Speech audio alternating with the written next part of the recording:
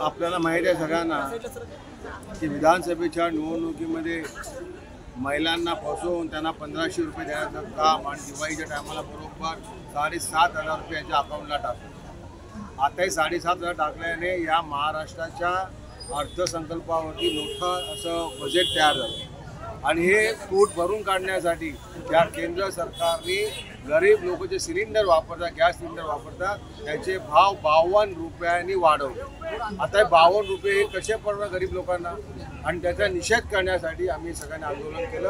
आज आम्ही सिलेंडरची तिरडी यात्रा काढली, आम्ही हायवेवर गेलो, हायवे बंद केला, आम्ही निषेध केला, या सरकारचा निषेध केला की हे भाव कमी करा आणि ह्या आमच्या गरीब जनतेला, गरीब आमच्या महिलांना 1500 रुपयाहून काही महिलांना खुश केलं। परंतु लाखो करोडो महिला ज्या रोज गॅस सिलेंडरवरती जेवण करतात त्यांचे 52 रुपये वाढवल्यामुळे त्यांच्या डोळ्यामध्ये अश्रू आणण्याचं काम या सरकारने केलं आणि म्हणून आम्ही त्यांचा निषेध करण्यासाठी आंदोलन केलं। दुसरीकडे पाहिलं तर पेट्रोल डिझेल त्यांचे देखील दर वाढत आहेत, याकडे कसं पाहता आणि तुम्ही काय आव्हान? महाराष्ट्रामध्ये या देशामध्ये हे सरकार फक्त लुटण्यासाठीच आहे। या सरकारने, केंद्र सरकारने कुठल्याही प्रकारच्या सुखसोयी या जनतेला दिल्या नाहीत। या केंद्र सरकारने काय केलं?